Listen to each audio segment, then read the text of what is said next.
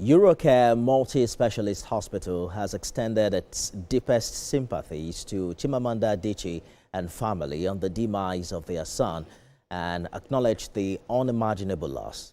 In a statement sent by the facility TVC News to clarify some of the reports, they said the patient, who was critically ill, was referred to the facility for specific diagnostic procedures after receiving treatment for a period of time at two pediatric centers.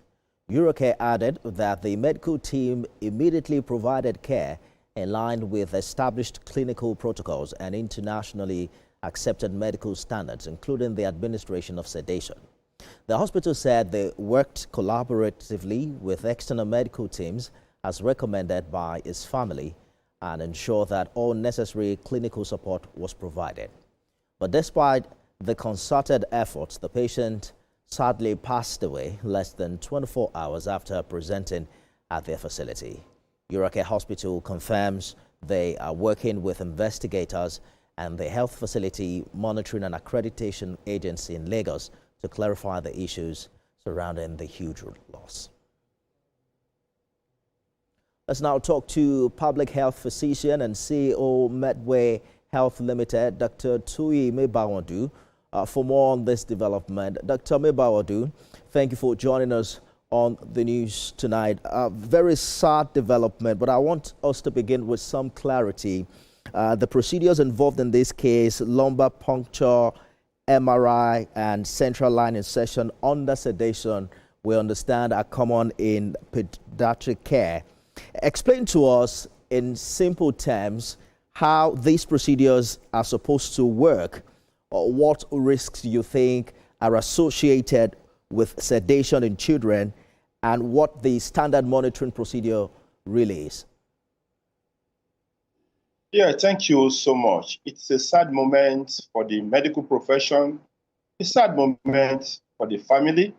When you lose a son, especially at that age, you don't know the potential you've lost. In fact, you'll be ruminating and wondering if this child had grown up to become an adult and then participates in everything, it could have been a game changer in a lot of things, even in the world, not just the country. And honestly, I am also a testimony to that case, because in reality, I was on admission for 3 months as a child in a government hospital in my village near Ejuri.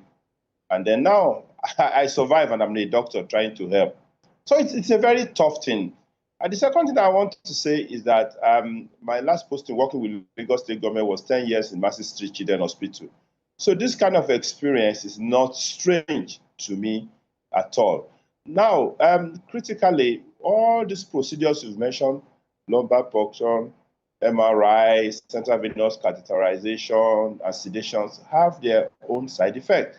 What we have not understood sincerely is actually what exactly was the diagnosis before the child got to the hospital. How come the child deteriorated so much and we have to wait this long to do all those procedures? Were those procedures done before?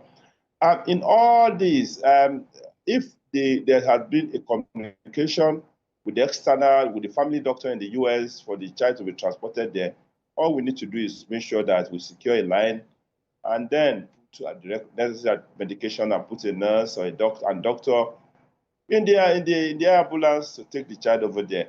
Now, the hospital needed to honestly, engage with the family. I guess they're doing that.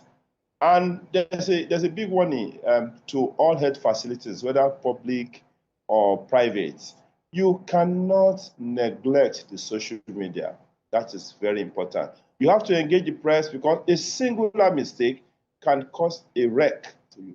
Then the second thing is that doctors, health facilities, private, public hospital should embrace insurance, because things like this will be commoner. We're going to see a lot of them commonly, and we have to find a way to respond to that. Now, one of the key things that hospital needs to do is actually to keep engaging family of a sick person. Now, my experience in India has shown that even before you admit somebody, there's what they call family counseling. You get to the counseling room, they give explanation to you. When the procedure is done, you get to know the side effect and what could happen. When the procedure is done, you are also counseled again.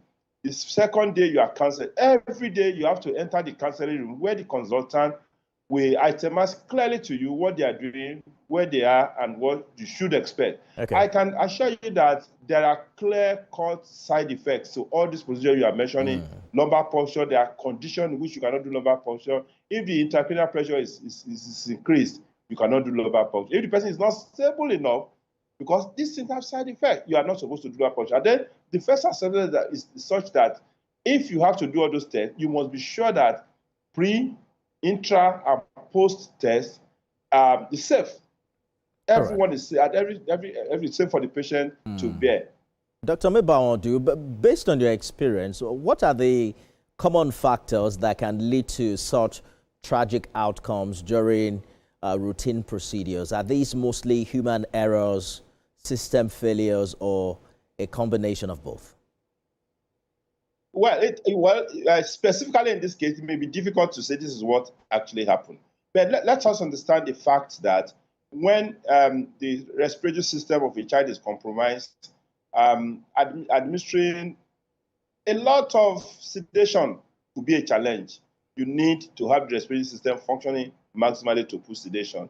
Then secondly, when the organs, any of the organs are having challenge, whether the kidney or whatever, you need to exclude some of this product you have to be sure that the person is fit enough and proper to undergo those procedures.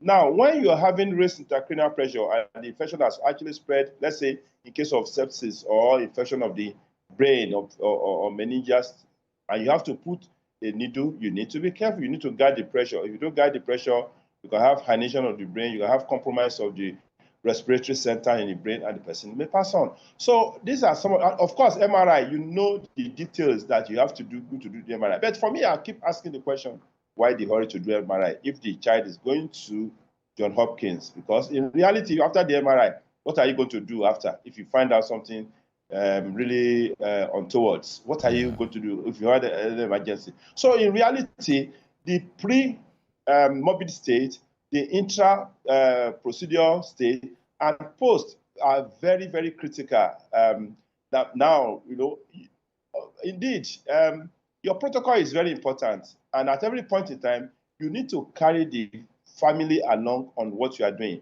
But what I find a bit concerning is the media sensationalization of the whole event. They should know that the wonderful lady is grieving, the family is grieving, all of us are concerned. I mean, I think we should take the media off these things a bit and let the proper investigation that's so needed be carried out, so that when we get to the end of the whole thing, we then say, this is actually what happened. And then I think it's just premature for somebody to just wake up and say, I'm suspending the doctor, I'm suspending the hospital. No, we don't.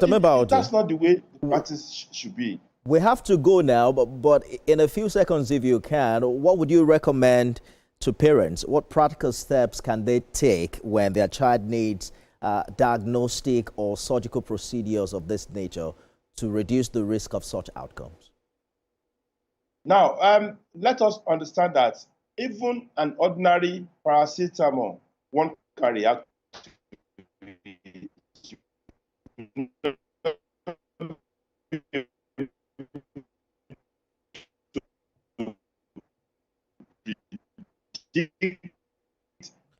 who is reacting. Of course, the doctor needs to do a deep react or pre-morbid state, convincingly, and seek other alternatives. Point in time, there must be a continuous engagement.